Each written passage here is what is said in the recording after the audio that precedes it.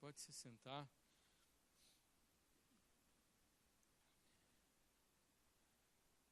A linha Américo-Brasiliense, a gente tem feito uma série de estudos. O nosso encontro lá é de quinta-feira, e é uma série de estudos baseados no livro de Apocalipse. Nós estamos vendo capítulo por capítulo de Apocalipse. Eu estava estudando para trazer um estudo para hoje aqui, e eu lembrei desse estudo que eu dei de Apocalipse no capítulo 2, e eu quis trazer para vocês, e eu acho que vai ser bem interessante para a gente poder conversar aqui.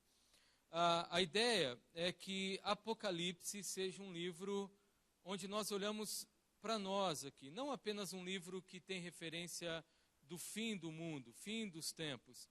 Até porque Apocalipse ele era para um povo que estava sofrendo naquele momento, naquela situação, naquele momento exato, havia uma grande dificuldade.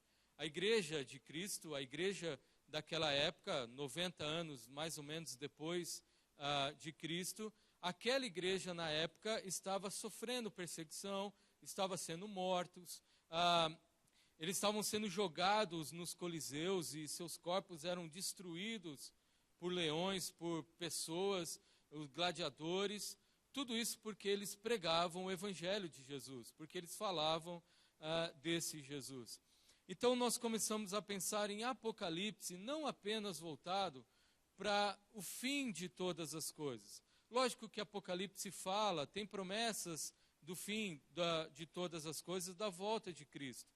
Mas Apocalipse é para acalmar o nosso coração hoje.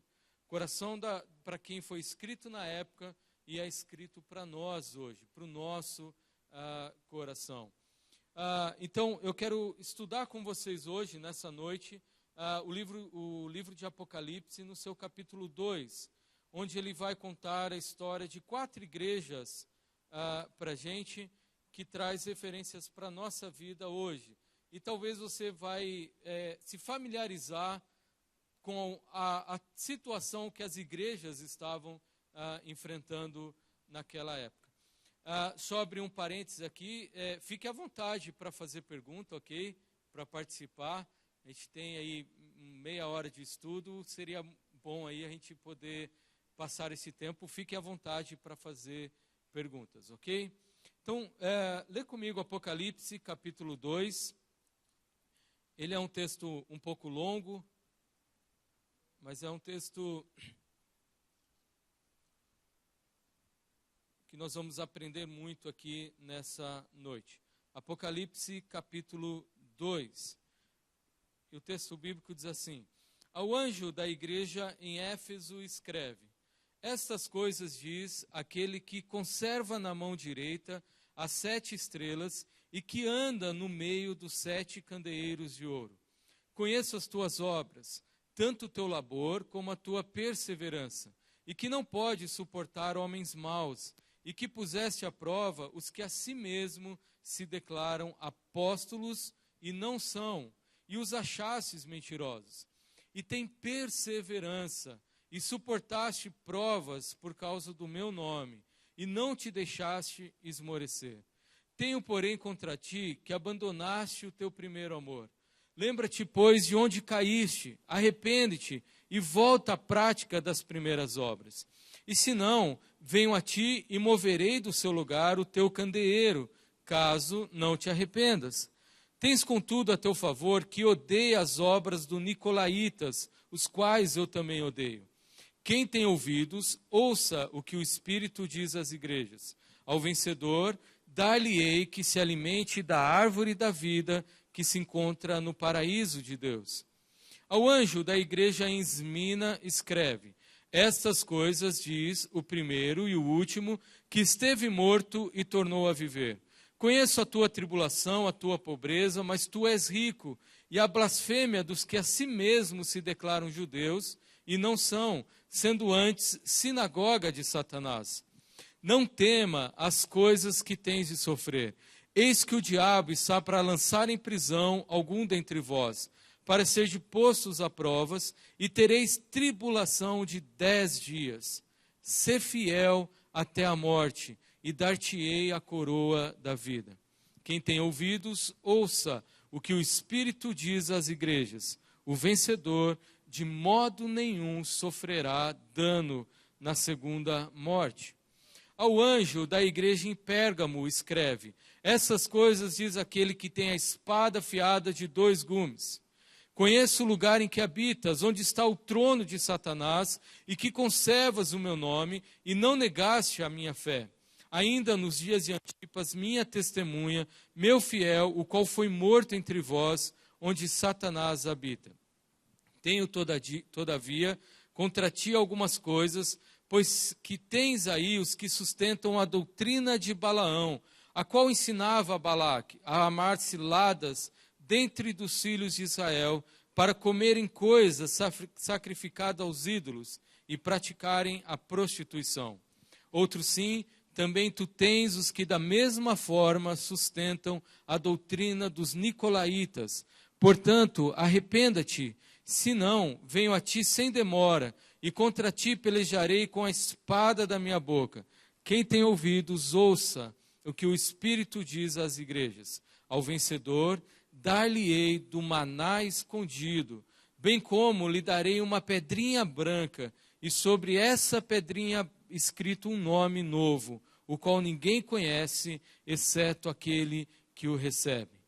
E ao anjo da igreja em Tiatira escreve: estas coisas diz o Filho de Deus, quem tem os olhos como chama, que tem os olhos como chama de fogo e os pés semelhante ao bronze polido. Conheço as tuas obras, o teu amor, a tua fé, o teu serviço, a tua perseverança e as tuas últimas obras mais numerosas do que as primeiras. Tenho, porém, contra ti o tolerares que essa mulher, Jezabel, que a si mesmo se declara profetiza, não somente ensine, mas ainda seduza os meus servos a praticarem prostituição e a comerem coisas sacrificadas aos ídolos. Dê-lhe tempo para que se arrependesse. Ela, todavia, não quer arrepender-se da sua prostituição. Eis que prostro de cama, bem como em grande tribulação, os que com ela adulteram, caso não se arrependam das obras que ela incita. Matarei os seus filhos, e todas as igrejas conhecerão que eu sou aquele que sonda mentes e corações, e vos darei a cada um segundo as vossas obras. Digo, todavia, a vós outros, os demais de Tiatira, a tanto quantos não têm essa doutrina, e que não conheceram, como eles dizem, as coisas profundas de Satanás, outra carga não jogarei sobre vós. Tão somente conservai o que tendes, até que eu venha. Ao vencedor, que guardar até o fim as minhas obras, eu lhe darei autoridade sobre as nações. E com cetros de ferro as regerá e as reduzirá a pedaços, como se fossem objetos de barro. Assim como também eu recebi do meu Pai, dar-lhe-ei ainda a estrela da manhã. Quem tem ouvidos, ouça o que o Espírito diz às igrejas. Vamos fazer mais uma oração? Senhor nosso Deus, nós acabamos de ler a Tua palavra, Pai, e nós já somos impactados por aquilo que o Senhor tem para cada um de nós, pela leitura da Sua palavra, Senhor Deus. Mas agora me use nesse instante, abra a nossa mente, abra o nosso coração, é o que nós oramos no nome de Jesus. Amém. Se você olhar para o Apocalipse capítulo 2, você vai ver que nós lemos 4 igrejas. Nós estamos olhando para 4 igrejas da província da Ásia, a quem o livro de Apocalipse é escrito. Ele é escrito a 7 igrejas.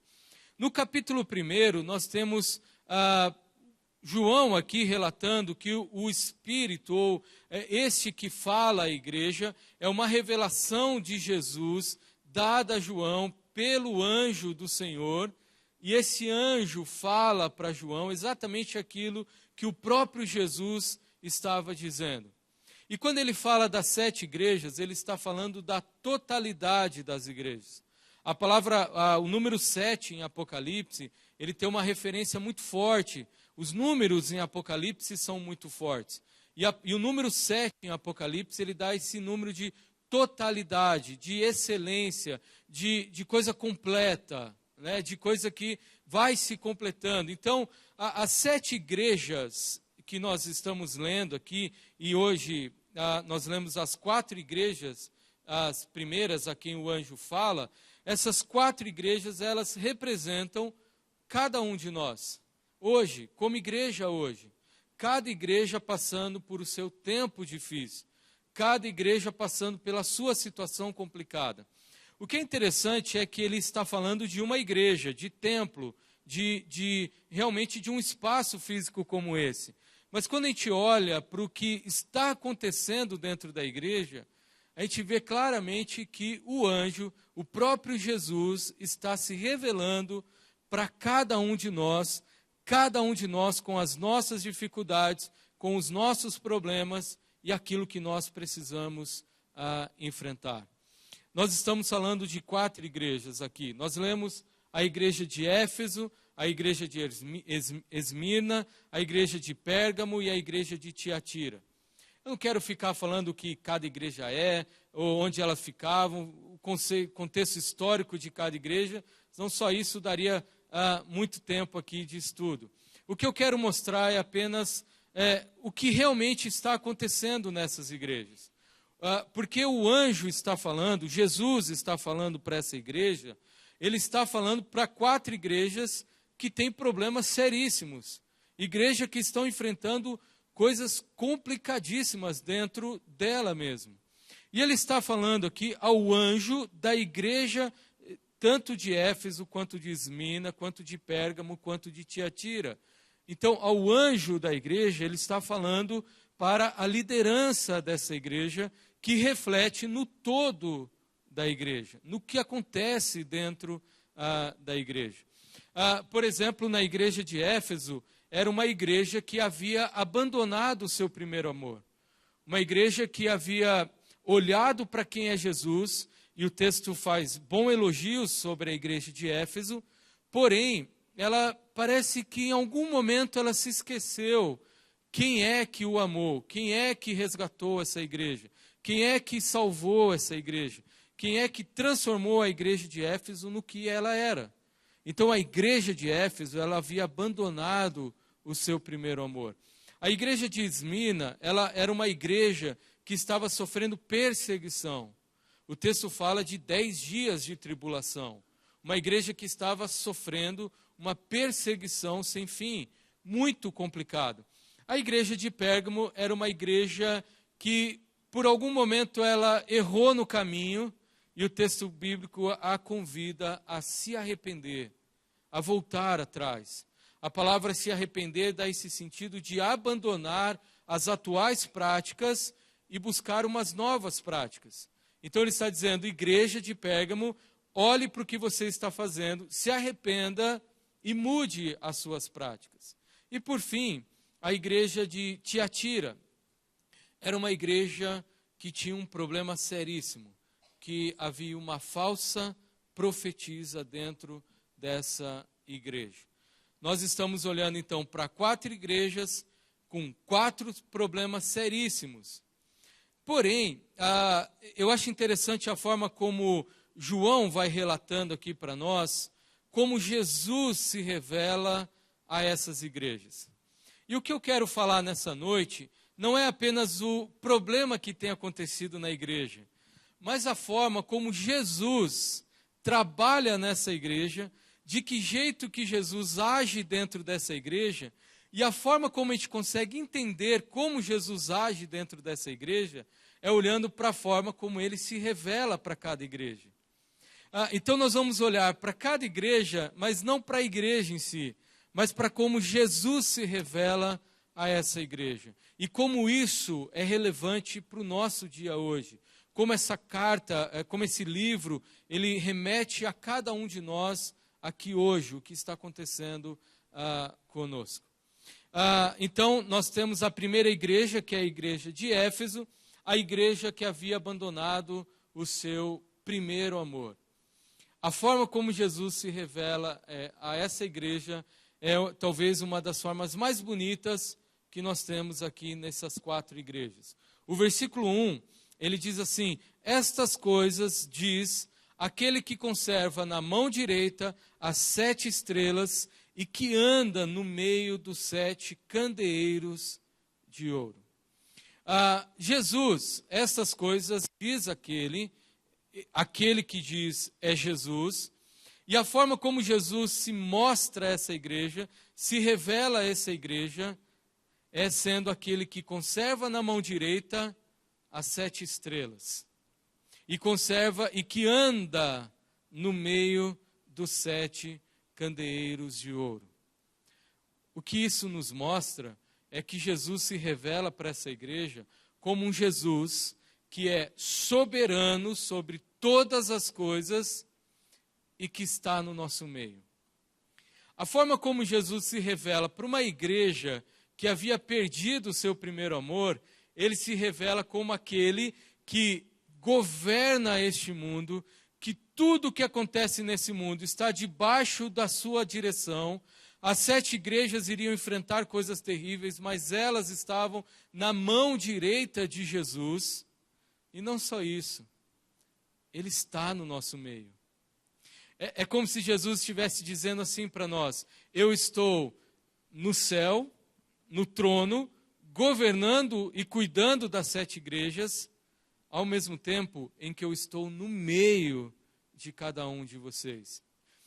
Isso é tão fantástico, porque é simplesmente aquele cumprimento da promessa de Deus que faz em Isaías e que Mateus lembra quando Jesus nasce, que o seu nome será Emanuel, que significa Deus conosco.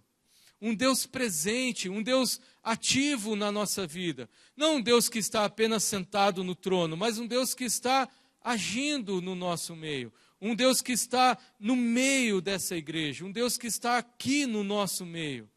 Então Jesus se revela a essa igreja que havia perdido o primeiro amor como um Jesus soberano, que governa tudo, mas um Jesus que está no nosso meio, dando o ombro quando eu preciso chorar, dando conforto quando a dor chega, me ajudando a enfrentar os tempos difíceis, me ajudando a celebrar os tempos felizes.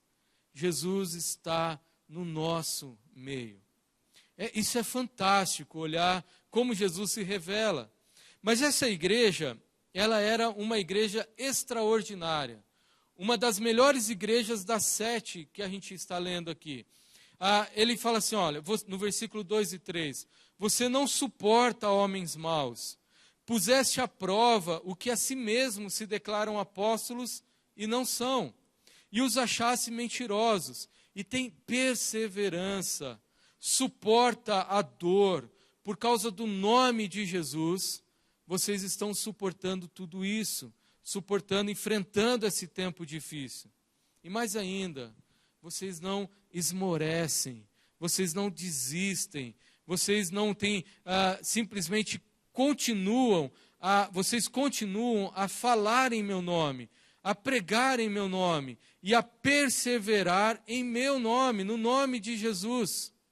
Uma igreja fantástica que quando alguém pega um microfone como esse, diz, opa, eu quero ver se você está falando a verdade, ou você está falando mentira. E põe à prova e acha mentirosos. Então era uma igreja que conhecia o ensino de Jesus, conhecia o ensino dos apóstolos. Pedro, na sua carta, ele diz que a forma como a gente enfrenta os falsos profetas é conhecendo a verdade, é conhecendo esse Jesus, conhecendo esse Deus que se revela na Bíblia. E pelo visto, a igreja de Éfeso tem feito isso. Eles têm encontrado mentirosos no meio que se declaram apóstolos. É uma igreja extraordinária, uma igreja fantástica. Porém, em algum momento na história dessa igreja, ela acreditou que ela era boa o suficiente, de que ela era uma igreja perfeita, que ela era uma igreja que funcionava muito bem. Por isso, o anjo, Jesus diz para ela, vocês abandonaram o primeiro amor. Vocês estão se esquecendo quem é que governa sobre tudo, quem é o Senhor da igreja, quem é que morreu na cruz por vocês. Vocês estão esquecendo isso, e vocês estão olhando e dizendo: nós somos bons, porque perseveramos, porque não esmorecemos, porque declaramos apóstolos mentirosos. Vocês estão esquecendo quem é que morreu na cruz por vocês. E aí, há atividades dentro da igreja, coisas que a igreja faz, um pastor que prega muito bem, alguém que dá um estudo fantástico, a organização da igreja, um ar-condicionado que nesse tempo é muito bom, né? Nesse calor terrível. Tudo isso parece ser a coisa mais importante do que aquele que o amou em primeiro lugar, do que aquele que o resgatou das trevas, daquele que lhe deu uma nova vida. Então, em algum momento, essa igreja disse: eu não preciso de Jesus. Nós já somos bom o suficiente. É por isso que Jesus se revela a essa igreja como alguém que é soberano e que está no nosso meio. Jesus se revela a essa igreja para que ela volte a se lembrar quem é que morreu por ela, quem é que deu a vida por ela, e dizer: não se esqueçam que sou eu que governo este mundo, e sou eu que estou no meio de vocês. Tanto é que Jesus tenta resgatar esse amor dessa igreja, que no versículo 7 ele diz assim: ao vencedor dar-lhe-ei que se alimente da árvore da vida que se encontra no paraíso de Deus. Esse Jesus que é soberano, esse Jesus que está no nosso meio, ele oferece algo para nós que nada que uma igreja se considere perfeito vai alcançar, que é a vida eterna. Esse Jesus diz: vocês estão se satisfazendo com coisas pequenas, enquanto eu tenho para oferecer para vocês a árvore da vida. Eu tenho para oferecer para vocês algo muito melhor do que vocês estão imaginando. E ao vencedor, aquele que se lembra de quem morreu por ele, de quem deu a vida por ele, ao vencedor eu vou dar a árvore da vida. Na Bíblia, a árvore da vida aparece só 3 vezes. Lá no paraíso, 2 vezes. Quando Deus diz: existe a árvore do bem e do mal, e existe a árvore da vida. Em um segundo lugar, aparece em Gênesis, quando Jesus expulsa Adão e Eva do paraíso, e o texto diz que anjos com espadas de fogo protegem a árvore da vida. Com um único propósito: para que nós não comêssemos da árvore da vida em pecado. Porque se comêssemos da árvore da vida em pecado, morreremos eternamente. Eternamente. Deus expulsar Adão e Eva do paraíso foi o maior presente que Adão e Eva podiam receber sem merecer. Porque se eles continuam no paraíso, comem da árvore da vida, eles iriam morrer eternamente. Porém, a terceira vez que aparece agora a palavra árvore da vida é em Apocalipse. Por quê? Porque no início, se comermos, morreremos, porque estamos em pecado. Mas aquele que nos amou em primeiro lugar, aquele que morreu na cruz por nós, este nos dá a árvore da vida. E agora eu não vou mais morrer eternamente, mas eu vou viver eternamente. Isso é um Deus soberano que está no nosso meio, que morreu por nós e nos deu a oportunidade de comermos da árvore da vida. Essa igreja de Éfeso, então, ela precisava olhar e perceber a importância que é resgatar o amor de Jesus no nosso coração. Muitas vezes nós vivemos dessa mesma forma, esquecemos quem é que morreu por nós. Esquecemos quem é que nos ama muito mais do que qualquer outra coisa neste mundo. E esse que nos ama de uma forma formidável, a Ele nós damos todo o louvor, toda a glória, porque Ele nos dá o prazer, a alegria de experimentar a vida eterna. Mas havia uma segunda igreja aqui nesse texto que nós lemos, que é a igreja de Esmina. Se a igreja de Éfeso, ela também sofria perseguição, mas o problema dela é que ela tinha se esquecido do primeiro amor. A igreja de Esmina não tinha esquecido quem é que morreu por elas.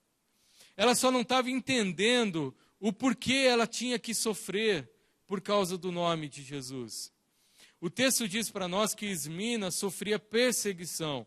E o versículo 8 diz assim: essas coisas diz o primeiro e o último que esteve morto e tornou a viver. Jesus se mostra à igreja de Esmina, que está morrendo dentro dos coliseus, que está sendo triturado pelo Império Romano, que está sendo massacrado por esse império, uma igreja que estava sendo destruída. Jesus se revela como o sentido da vida. Eu sou o primeiro e o último, o que esteve morto e tornou a viver.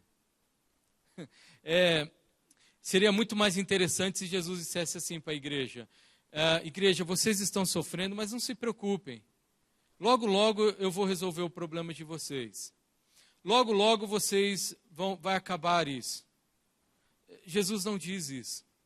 Jesus não fala assim: eu sou aquele que vence o Império Romano e vou destruir tudo isso. Não. Jesus diz: eu sou o primeiro e o último, o que morreu e voltou a viver. A igreja de Esmirna, ela estava morrendo por causa do nome de Jesus.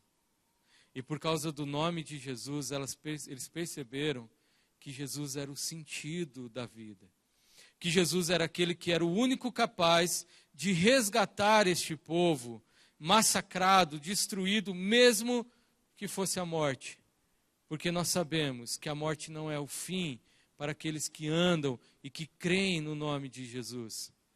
Jesus diz: eu sou o primeiro e o último, o que esteve morto e voltou a viver. O primogênito da ressurreição. Aquele que morreu, mas o único que voltou com vida e nunca mais morreu de novo. É exatamente isso que eu vou fazer com vocês que estão sofrendo perseguições. O versículo 10 diz assim: não temas as coisas que tem que sofrer. Não se preocupe com o que você está passando. E aí ele força ainda mais: o diabo está para lançar em prisão algum dentre vós, para ser de postos a provas, e tereis tribulação de 10 dias. Jesus não apenas diz para eles não se preocuparem com a perseguição, como diz assim: vocês vão sofrer mais. A situação vai piorar. Eu me identifiquei muito com a igreja de Esmirna, porque muitas vezes nós estamos passando por tempos difíceis, e parece que coisas difíceis puxam coisas difíceis. Nós estamos passando por um tempo de doença, e aí vem a depressão por causa da doença, vem o desânimo por causa da doença, aí nós não conseguimos trabalhar direito, e aí perdemos o emprego, parece que as coisas vão aumentando cada vez mais. Aí a palavra de Deus é assim: não temas o que você vai sofrer. Jesus está dizendo assim para nós: não se preocupe, porque vocês não pertencem a este mundo. Não se preocupem, porque aqui não é o lugar de vocês. Porque eu vou dar a árvore da vida para vocês comerem. Mas mais ainda, ao vencedor, ele diz: de modo nenhum sofrerá dano na segunda morte. O que Jesus está dizendo é o seguinte: aqui vocês vão sofrer, aqui é tempo difícil, aqui as coisas vão ser complicadas, mas vocês não pertencem ao aqui, vocês pertencem ao lá, ao que vai acontecer lá. Eu dar-te-ei a coroa da vida, ao vencedor. Por isso Jesus diz: sê fiel até a morte. Sê fiel, confie que esse Jesus que se revela à igreja de Esmirna é o Jesus que venceu a morte. Por isso, nós também vamos vencer a morte. E porque ele venceu a morte e ofereceu para nós a vida eterna, é que o sofrimento aqui é pequeno diante da imensidão, da alegria que vamos ter na segunda vinda, na volta de Cristo ou na eternidade com Deus. De modo nenhum sofrerá dano. De modo nenhum. A segunda morte aqui traz a referência ao que nós vamos fazer logo depois de fecharmos os olhos para essa história. Fala da nossa eternidade. E se na nossa eternidade nós não estamos olhando para o sofrimento aqui, estamos olhando para a eternidade de Deus, a Bíblia diz que Ele vai enxugar todas as lágrimas. Não só isso, a Bíblia ainda diz que nós nem imaginamos o que Deus tem preparado para nós. João tenta colocar em palavras como será o céu. Ele começa a relatar algumas coisas de como é o céu. Mas o texto bíblico diz, nós nem imaginamos o que vai ser lá, de tão bom, de tão espetacular. Neste mundo, nós vamos passar por tempos difíceis. A igreja de Esmirna passava por tempo difícil. Mas ser fiel, confie, cuide, sustente a sua vida debaixo da graça de Deus. Perceba que é Ele que renova suas forças toda manhã e assim, de modo nenhum, você vai sofrer dano na segunda morte. Porque quem venceu a segunda morte foi Jesus, aquele que morreu por nós. A igreja de Éfeso, a igreja de Esmirna estavam precisando experimentar esse Jesus que está acima do Império Romano, está acima do que poderia acontecer. Nós precisamos olhar para isso e perceber que Jesus está acima desse governo, acima do que está acontecendo no nosso mundo, acima da violência, acima da dor, acima da doença, acima de qualquer outra coisa, porque é Ele que governa, é Ele que vai dar a coroa da vida para cada um de nós. E já caminhando para o fim, nós temos a terceira igreja, que é a igreja de Pérgamo, a igreja que precisava se arrepender.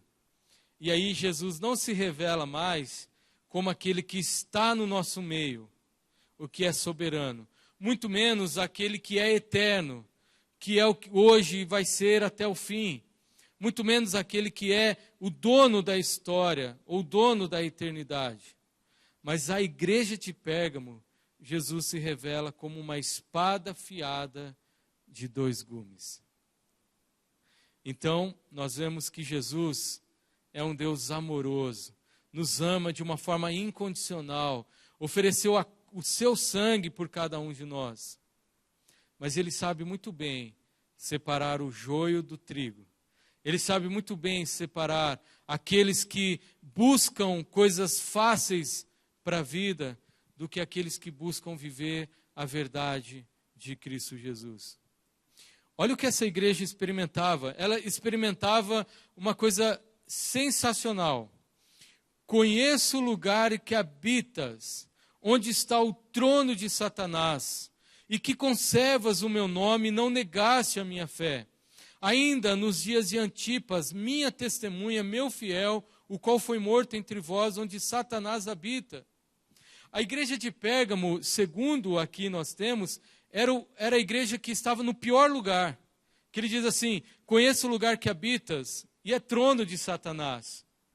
Era um lugar terrível. Se você depois pesquisar onde ficava Pérgamo, a violência em Pérgamo era tremenda, os cultos pagãos existiam de uma forma terrível, prostituição, imoralidade sexual, era uma cidade terrível, uma cidade medonha mesmo assim. E Jesus olha para ela e diz, vocês estão habitando no trono de Satanás, porém, vocês conservam o meu nome e não negaste a fé.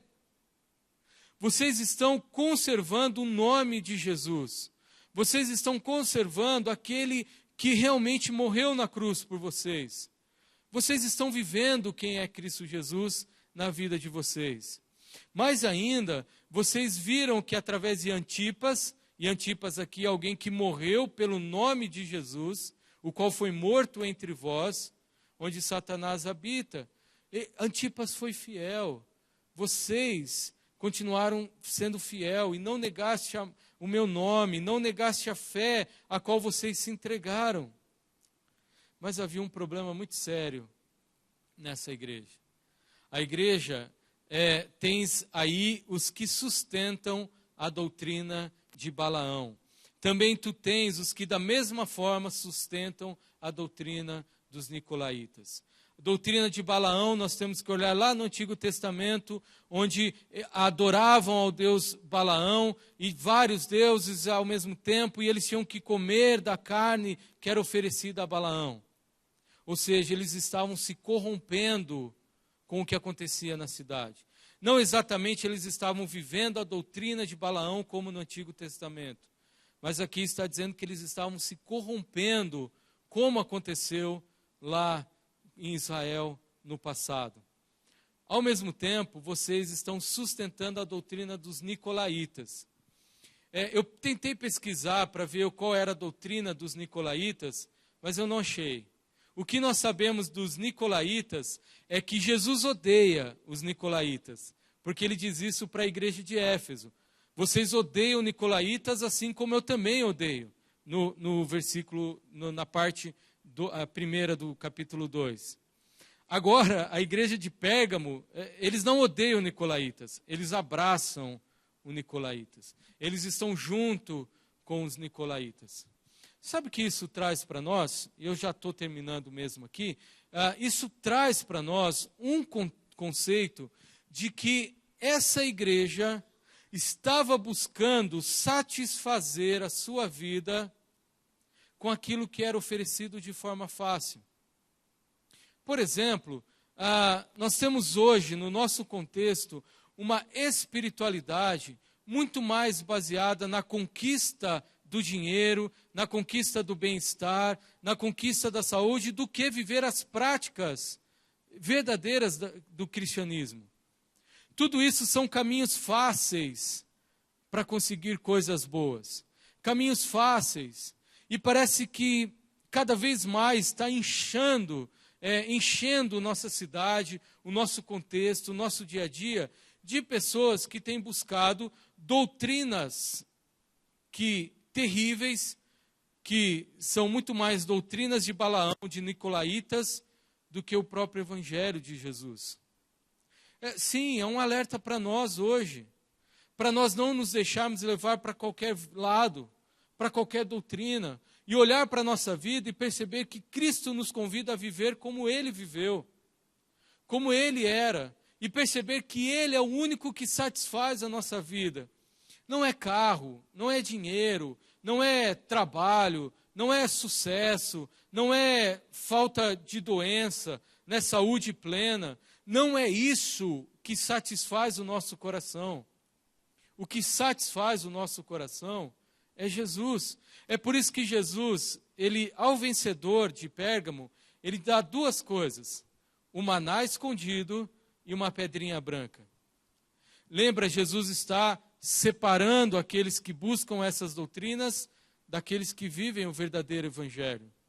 A esses vencedores, que não se deixam levar por doutrinas, a esses vencedores, ele dá um maná escondido.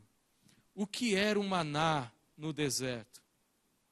O maná no deserto era o único alimento que satisfazia o coração, o estômago daquele povo. O maná no deserto era o único alimento que realmente alimentava o povo. Era o único alimento. Aí Jesus está dizendo assim para essa igreja de Pérgamo e para nós hoje: vocês estão atrás de coisas que não satisfazem. E segundo o Cartola, na sua música, ele diz que nós estamos cavando abismos cada vez mais fundo com os nossos próprios pés. Porque nós estamos tentando tapar o buraco com coisas que não tapam o buraco. Quando, na verdade, Jesus está dizendo: eu dou a satisfação plena para o coração de vocês. O maná escondido. E mais ainda, eu dou uma pedrinha branca. Sabe o que significava pedrinha branca?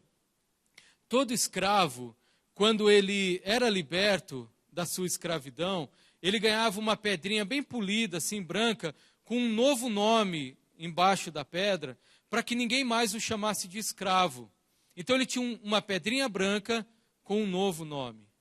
O que isso traz para nós é que Jesus não apenas satisfaz o nosso coração, como ele oferece para nós um perdão que nós nem imaginamos.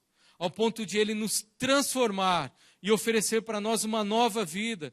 Por isso a igreja precisava se arrepender.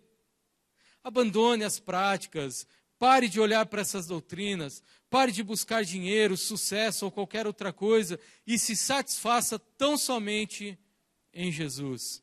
Porque ao vencedor, Ele dá o maná escondido, satisfaz o nosso coração e oferece um perdão sem fim para cada um de nós. E por fim, a igreja de Tiatira, a igreja que tinha uma falsa profetisa.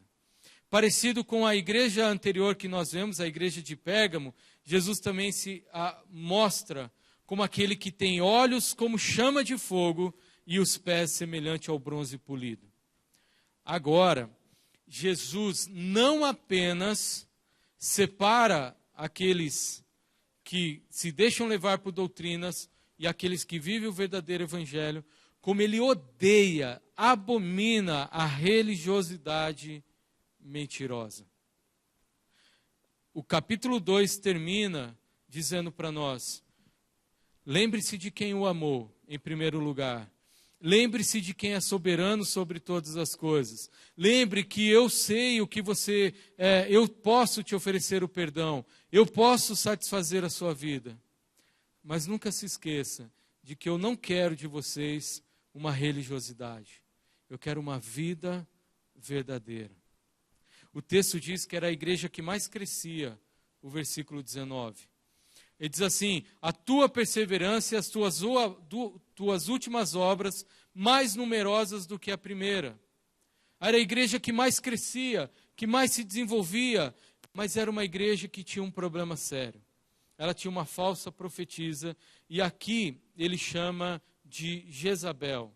Não sabemos se esse era o nome correto, mas se a gente voltar, olhando como tem olhado os outros livros, as outras igrejas, para o Antigo Testamento, Jezabel era aquela que, através do rei Acabe, fez a cabeça do rei Acabe para matar os profetas de Israel, encheu o povo de idolatria, de mentiras.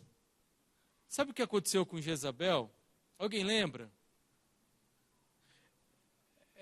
Ela não teve nem cova, né?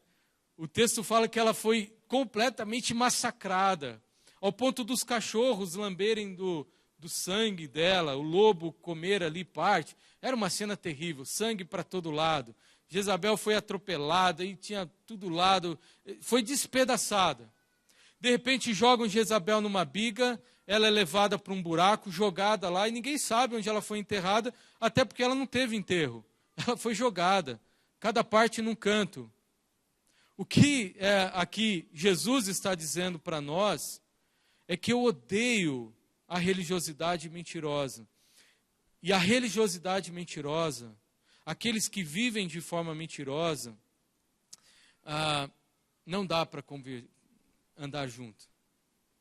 Talvez eu vou fazer, talvez não, ele fala que vai fazer o que aconteceu com Jezabel.